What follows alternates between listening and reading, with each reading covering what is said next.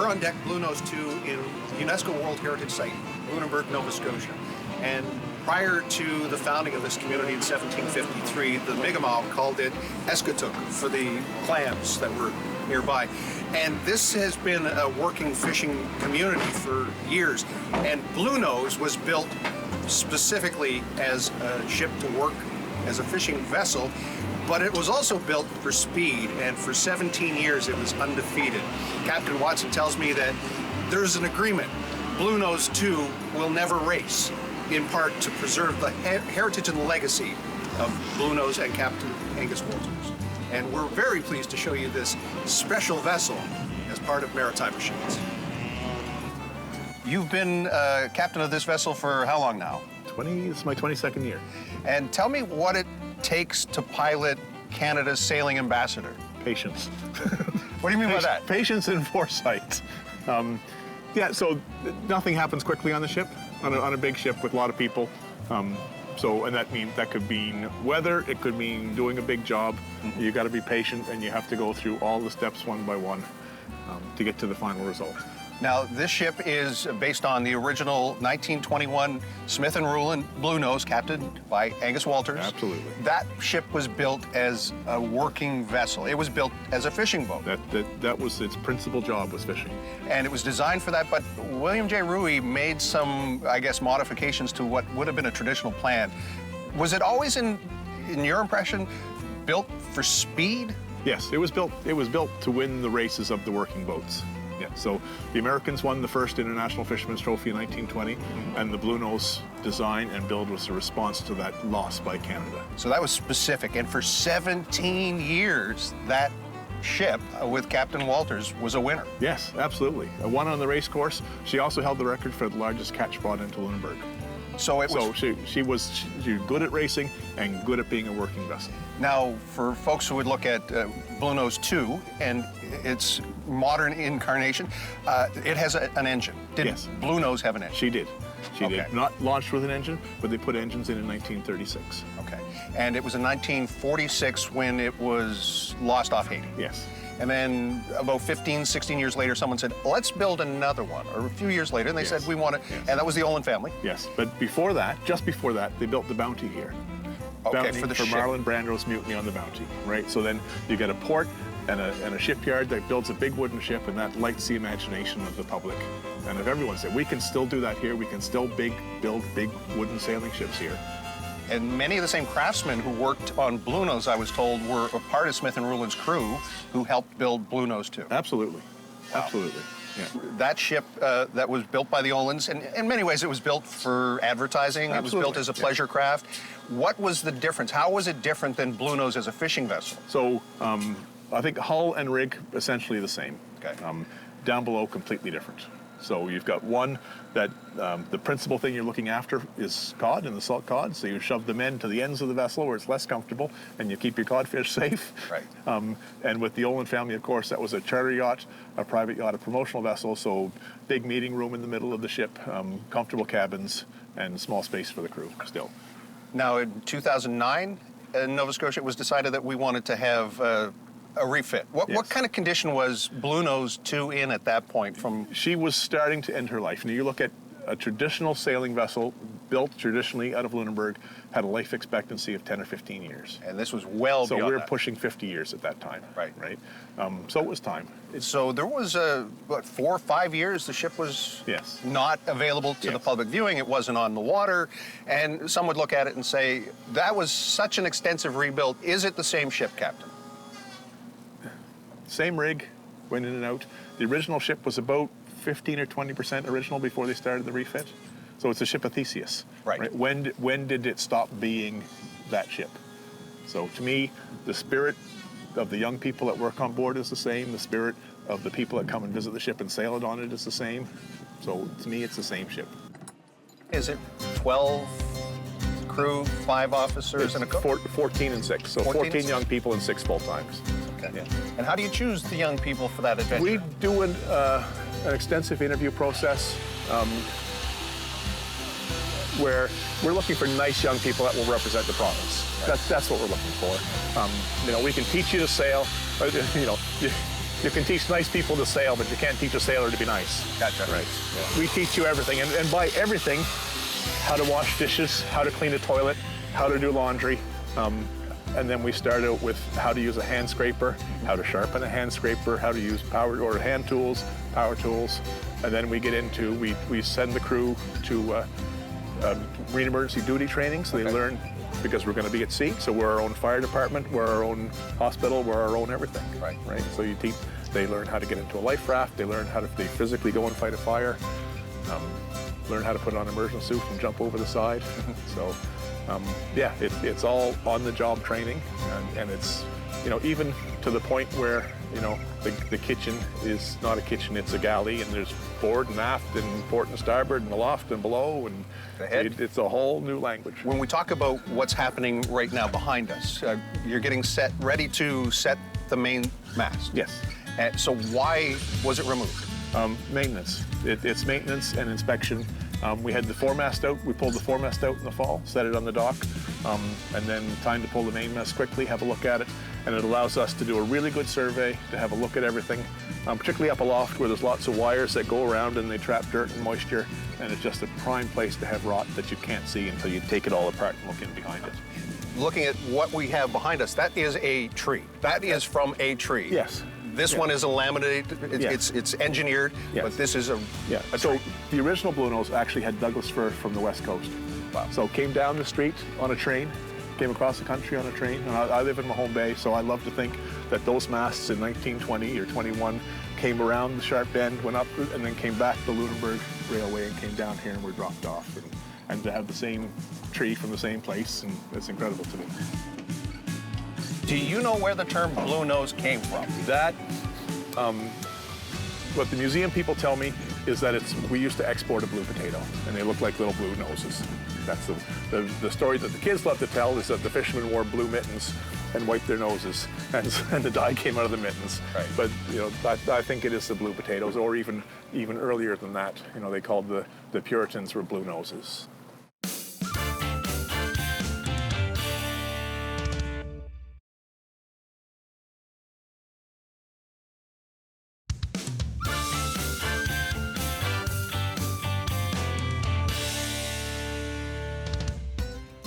As far as what we see happening behind us, what are they doing? What's the crew part doing? of the winter work that we did this year, we pulled the foremast out and laid it on the wharf. That mast is beyond what I would her expected life expectancy. Right. It's still good for a while yet, but we did a really good survey on it. And one of the jobs we did was we took the standing rigging, the wires that hold the mast up, and we sent them away to a local rigger. We're confident now the mast is good and the wire is good. Are these called mast hoops? Yes, those are mast hoops. Those are made of ash. Traditionally, sometimes oak. Right. And they're what hold the sail, the leading edge of the sail against the mast. And they're a piece of solid wood bent? Yes, and I think they're like 18 feet long when they're stretched out. Yeah. And again, getting this ready, does it take a full crew to mount the sail, to put the sail up? Yes. It's really all hands on deck? All hands on deck. That's how the phrase came about. There was some discussion about when it was built and refurbished that some tropical woods were used. Yes. What was the rationale behind that, and more importantly, how did it change the way the vessel handled? So the rationale is, you could build the ship out of a lot of different materials. You could have built it out of fiberglass, you could have built it out of steel, you could have built it out of traditional red oak, or you could build it out of tropical hardwoods. So it comes down to life expectancy and labor costs, right? So red oak, at the end, before we started, we did the big refit. You're looking at spruce that was in the boat, you may get 7 years out of, and red oak maybe 10, right? So you can't, in this day and age, you can't have a boat that's going to rot in 10 years. You just can't. So then you're looking at steel or wood. Right. So if it's steel, then it's not the same boat. Right. Wood, you're building it in the traditional manner, you're supporting the traditional craftsmanship, you're building a wooden vessel, so then you build it out of the best material that you can buy. So, Captain, every few years, is it about every 10 years? About every 10 years. So you would have gone through this once already in your career so far? A couple of times, actually. I've been on the ship since 1987, so we're looking into the 30-plus year range now, which explains the gray beard. And well, how does it feel then to go from that role to captain of this historic vessel? That is key to being able to do the job. So I started as a deckhand, did third mate, second mate, chief mate, and now captain. So it's like any job that you do. If you work your way up from the bottom, you understand all the components. Although I'm getting far removed from my days of laying on my back and scraping something, but I still understand the work that it takes to do it and what I'm asking of people when we put in the long hours. This craftsman here is working on the mast. What we see, the white part of this mast would be below deck once it's... That's correct. The white will be below deck, and then there you can see there's a canvas mast boot, which goes over and keeps the water out. Okay. And then everything else is tall. And that notch, what does that set into? So that sets on top of the keelson. So there's a mortise and tenon, and that just sits down, and then we'll wedge it fore and aft. So that holds the butt of the mast in a single place. As you can imagine, when it's rough at sea, we put it through some heavy seas sometimes, and that helps keep the mast in place. You don't want the mast shifting around. That's all engineered. That's the way it was designed. That's the way it was designed. Yeah. Based on what people knew would or would not work. Yes. Over history, Yes. over time. Yeah. Now, you tell me there's a tradition of placing a coin when the masts are placed. There is. Sailors are traditionally poor people. They don't have money, or a lot of money. So they put a coin underneath the mast to pay the ferryman to get across the river Styx. Right? So every time we pull the mast, it's a great record, is that we'll put a coin there so we know, in 2019 we pulled the mast, in 2023 we pulled the mast, because those are the coins, and we've got a record of the coins that went. So what coins are being placed for this? So we've got the interesting ones to me, the ones that the old ones put underneath, and there's a Spanish doubloon. Wow. So that's kind of a neat coin. There's a gold coin. This year we're putting under two coins. We worked with the Mint, and they suggested these two coins for us. One is a toonie, commemorating the passing of Queen Elizabeth. Right. And the other one is a dime that was produced in 2021 to commemorate the 100th anniversary of the launching of the original vessel. And it's got, I don't know if you've seen it, has a nice blue ocean on it. So I think that coin actually won awards internationally as for coin designs. So. It was in 1937 that Bluenose, or a schooner, made it to the dime. Was it always definitively the Bluenose, in your opinion? Yes, there's no question. There's no question. There's It no was question. Bluenose? Okay. Yes. It's modeled on a working fishing boat. Yes. A fishing vessel that sailed out of here under sail. This has masts. It has canvas. If I remember correctly, with the largest mainsail. It's the largest working sail in the world. Yeah. And it still sails. We still sail. How often are you hoisting sail? And So if we're doing harbor tours here, right, then we go out, put the sails up, shut the engines off, and sail. It's a 2-hour sail. And that's under sail if there's enough wind to push the boat, right? Traveling with the crew, if we're going like on our way to Pictou here in a couple of weeks' time, if I can sail and make the schedule, then the engines will be off and we'll sail. Absolutely. It's what, 8 knots under power, but 16 knots under wind? Yes, So that's the fastest, and that's freight train. That's akin to standing on the front of a freight train. And, yeah. Would Angus Walters have been achieving speeds greater than 16 knots? Not particularly. Her hull speed, which is the mathematical formula, is how fast a displacement hull can go, is standing upright is just over 14 knots. Okay. So as you heel over, she gets a bit longer, you can get a bit more out of her, but she's not going 20. Usually I have to memorize things, but I don't have to when I have a captain. So let's talk about some of the numbers. Vessel length? Is 161 feet from the end of the bowsprit to the end of the stern. And then how tall is it with the main mast? With the main mast, with the topmast step, is 125 feet. Okay. Beam, as they call it? 27 feet. And when you have it fully rigged? There's about 11,000 square feet of sail. So we look at the mainsail alone is 4,100 square feet. Right. So we put that in context to help people put it in context. If you're buying carpet, Right. or a 4,100 square foot home. It's a big house. Yes, That's it's a big house. Yes. And as far as the rope and the rigging? Just about 2 miles of line on board the ship. Okay. And you mentioned horsepower is It's about 300, yeah. And the vessel weighs? About 300 tons. And then we have a draft of 16 feet. Okay. So, we look across the harbor here, and you can see there's lots of water, but most of it's only 10 feet deep. Right. So when we come and go from a place like this, we have to, stay in the channel, and then your weight comes into, in fact, when you start to turn, you're going to have momentum carrying you in that same direction. So even though the ship is turning, the momentum that 300 tons has is still moving sideways through the water. So we plan our turns to come in here, or to go into anywhere to allow for that advance and transfer. Okay, simple question, silly question. How do you stop it? A couple ways, with mooring lines, Okay. with an anchor, or with reverse. Okay. Yes. It's a beautiful ship, and I'm really looking forward to having some time on board and getting a look around with you. I don't know if the captain normally gives a tour. Absolutely. Well, I'm lucky enough to get one from Captain Watson, so I thank you for that. Brilliant. It's beautiful, and thanks to all the crew and the work they're doing. And They work tremendously hard.